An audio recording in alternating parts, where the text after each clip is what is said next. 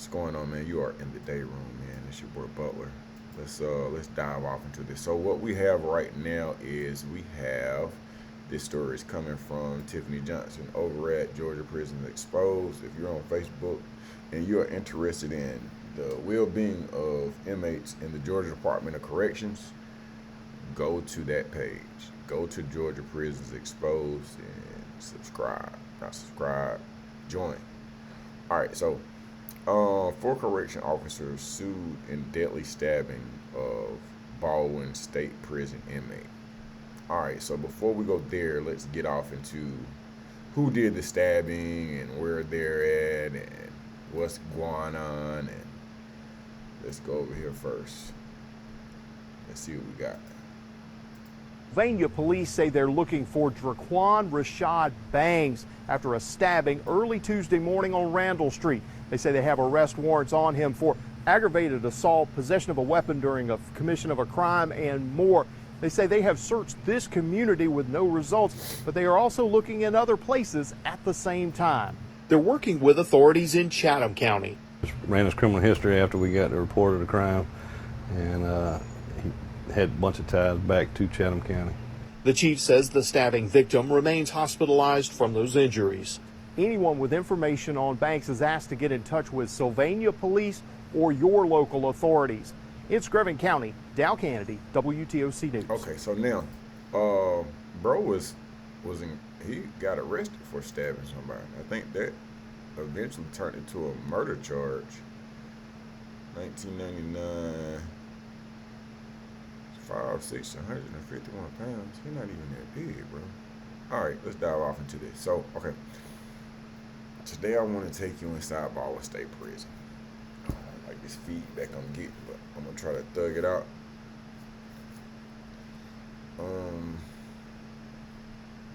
Going to Baldwin State Prison in Milledgeville, Georgia. This story is bigger than one man and a stabbing, one conviction.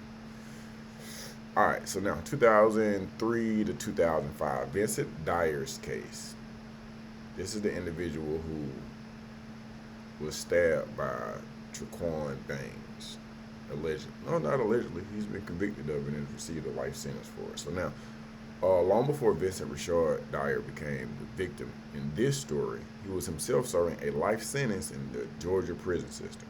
Now, court records show that Dyer had a murder conviction that ultimately reached the Georgia Supreme Court, and his effort to take the case to the United States Supreme Court ended in October 2005, when the court denied his petition. So by the time we get to 2024, Vincent Dyer had already spent roughly 2 decades within the Georgia prison system. Now, let's go to August 21st, 2024, Baldwin State Prison. Now we arrive at Baldwin State Prison. Now, for those who don't know about Baldwin, let's bring you up to breast with some of the things that have taken place. The Corrections Department investigating the death of a Baldwin State Prison inmate after a fight. We received an email from the prison system this afternoon saying 39-year-old Johnny Vaughn died last Thursday. The email said he was one of several inmates involved in a fight inside the prison in Hardwick. His body was sent to the GBI for an autopsy. They have not released any further details on the fight or on Vaughn's death. The U.S. Justice Department is investigating deaths in Georgia prisons, claiming that understaffing has led to violence, suicides, and inhumane conditions. The Department of Corrections says Vaughn was convicted of rape in Richmond County in 2015 and was serving a life sentence. Also, we have an update this morning on arrest in a major contraband bust out in Milledgeville. On New Year's Eve, police arrested multiple people for DUI, narcotics, possession, and unlawful gunfire. But the biggest bust actually came at Baldwin State Prison.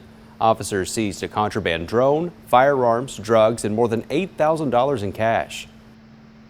Our top story tonight at 11, after more than 24 hours on. His whole back got slashed. Telling Ryan, tell me if I don't send the money that he's going to stab him right then. 2018 was a trying year for Jeff Rust and his daughter Harmony. Financially, emotionally, they say they were constantly in fear for Ryan's life and their own. Anytime the phone rang in the middle of the night, we'd jump out of bed like we were electrocuted. Sometimes we get 20 calls a day. From cell phones, inmates aren't supposed to be able to get anywhere near. In a statement, the Alabama Department of Corrections says, correctional leaders across the country know that the presence of cell phones within correctional facilities is one of the most, if not the most, dangerous threats we face. Our facilities are dilapidated, contain blind spots, and are porous in nature, so we simply cannot always effectively surveil every area of each prison. The introduction of cell phones started years ago and has exacerbated and multiplied the impact of a variety of issues, such as extortion and abuse. All text messages from him asking for money or explaining what's happened or what's going on. So Jeff and Harmony continue. August 21st, 2024, Baldwin State Prison. Now we arrive at Baldwin. All right. Vincent Reshad Dyer was 50 years old. Let's see if they got a story on him. This is my impromptu, y'all. I'm sorry. I just want to go Vincent Reshad, S-H-A-D-Y-E-R.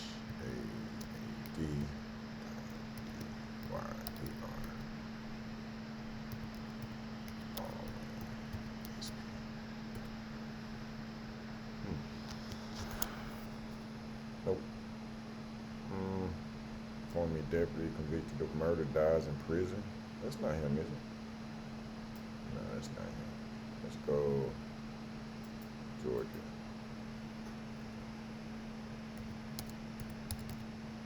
My apologies, y'all. This is me trying to get okay. I don't see this guy. Yeah, is that him? No, that's the story we just covered, but it's not him. That's okay. All right.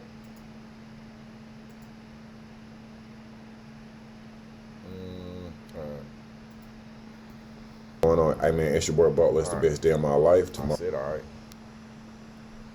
Okay, so Vincent Reshad Dyer was 50 years old. On August 21st, 2024, Dyer was killed inside Baldwin State Prison. Records reviewed by the Atlanta Journal-Constitution describe his cause of death as sharp force trauma to the chest.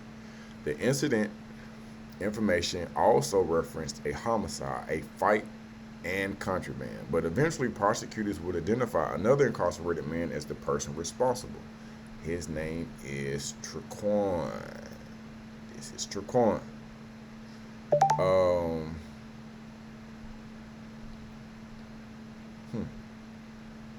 According to prosecutors, Bangs stabbed Dyer multiple times using a homemade weapon. Dyer died inside the same prison system where he had already spent years serving his own life sentence. Damn. May 5th, 2026. The verdict.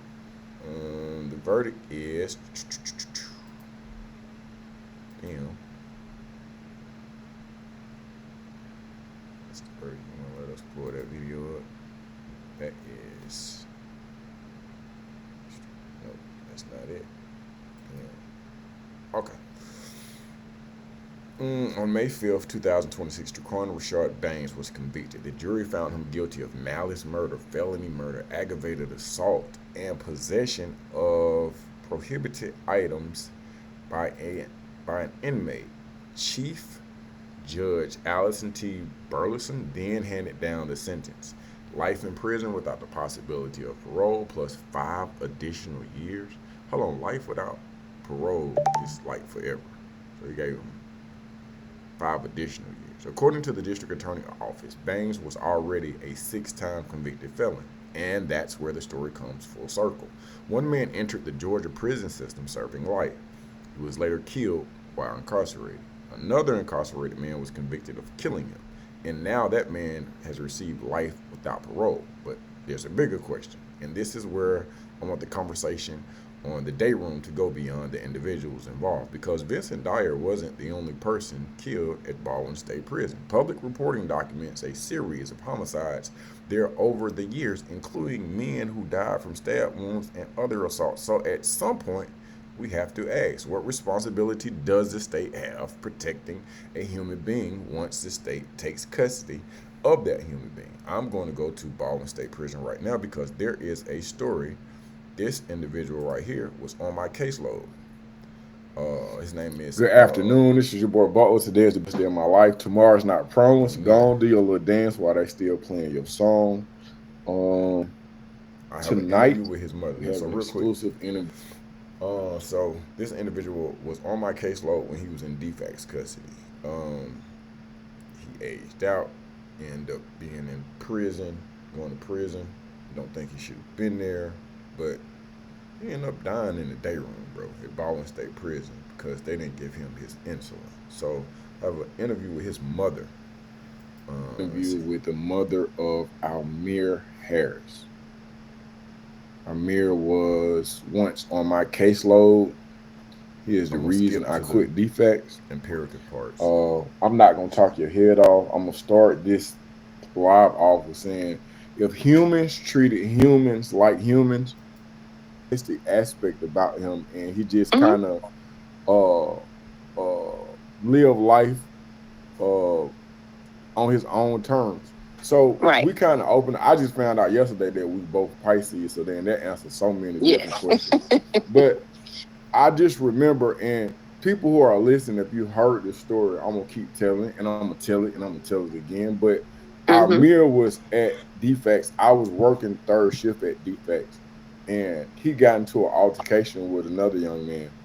And I thought because of the violence that had taken place within this, I'm gonna say assault, that either he or the other young man would be moved to another location.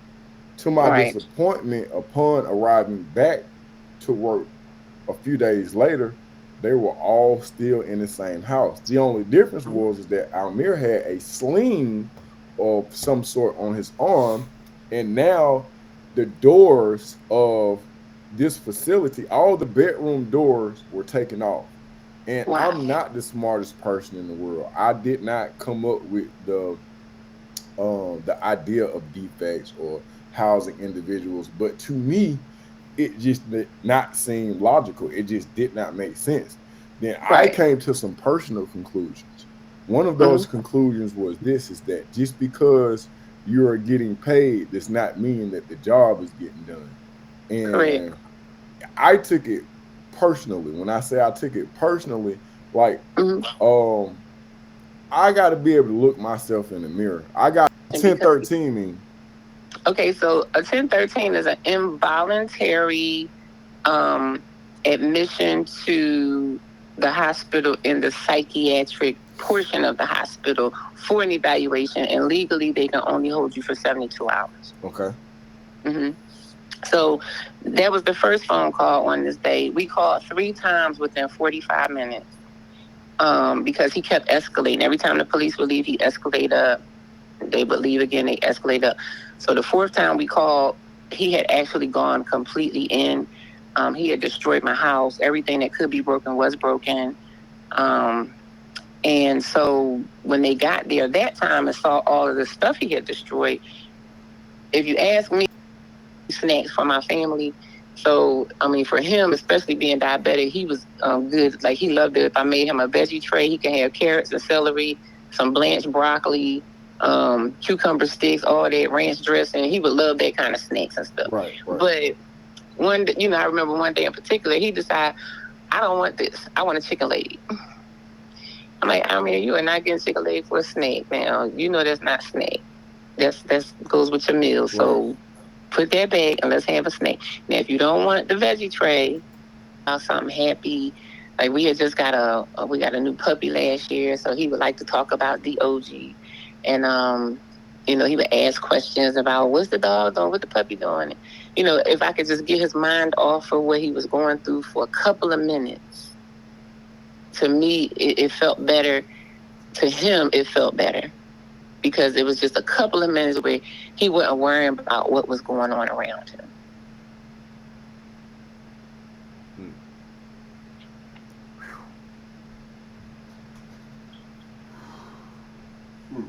And it's hard. That's why I said this is rough. It's rough. And I know, we're as a family, we're all still having our moments of just reflection and recall of the phone call and what was said and what we were told, and then the visualizations that we all have. Yeah. It's hard dealing with.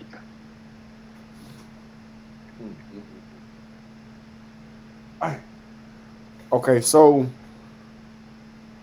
how does he end up going back? So it's so funny you brought that up, because I was in my old phone today looking up some stuff now, and actually it was funny because my phone helped me remember the real story. Okay. When he got released, we were originally told he was supposed to report in Gwinnett County for probation. Because he's on probation for how long? He was supposed to be on probation for 7 years. Okay. I tried telling people when they gave him that 10-year sentence, he ain't gonna make it. He ain't gonna make no probation for no 10 years. He ain't gonna make it for 10 minutes. I don't know what y'all thinking. But so 7 years now, I, as his mom, am responsible for my son. I don't care how old he was. Right. You know, when he got out, I don't care. That's my baby. He can't do a lot of stuff for himself. So I was doing it for him. I'm the one that reached out to the probation officer, and I let him know that I am blind. I do not drive. So it's going to be my responsibility to get him where he's going, because Almir doesn't know how to maneuver like public transportation, and he doesn't drive any of that. So I would have to get him to his appointments. How long have you been without sight? I started losing my eyesight in 2010, which was not long after I moved to Atlanta. I had completely lost my eyesight in 2016 after a little stay over in West Africa for a little while. I had an encounter with a priestess, and lo and behold, I can see a little teeny bit. Okay. Yeah, it's better than what I had before, but you know, it's not anything anybody would want. I promise you that. But so after talking to the Gwinnett that they lied on, he didn't violate his probation. And care. I said that my son dead because these people lied. If they hadn't lied on him, he probably would not have ever been in jail. But they lied on him. They said they... Okay, so the moral of the story is that I did end up speaking at Almir's funeral. Again, he was on my caseload. I was cool with he ended up being sexually assaulted at Baldwin, extorted, forced to sleep in the day room, and essentially not allowed to take his insulin, where he died on December 31st. I'm saying that to say that Baldwin has a history. The Georgia Department has a history of neglect. Now, what responsibility does the state have for protecting a human being once the state takes custody of that human being? It doesn't matter whether somebody has 5 years, 20 years of life. A prison sentence is the punishment handed down by the court. Being murdered inside the prison is not supposed to be a part of the sentence, and that's what makes the Baldwin State Prison story bigger than Traquan Bangs and Vincent Dyer and Almir Harris. The jury has already decided who was criminally responsible for this particular killing, but the larger question remains: how does a homemade weapon get into an environment that's supposed to be secure? How do these deadly confrontations continue happening? And most importantly, who is responsible for keeping incarcerated people alive? Because accountability cannot stop at the prisoner's cell door. This is the day room, where we don't just talk about what happened. We ask how it was allowed to happen. Now,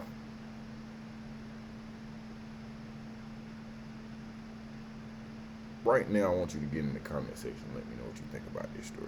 I'm a little thrown off because it hits home. It's still personal for me, bro.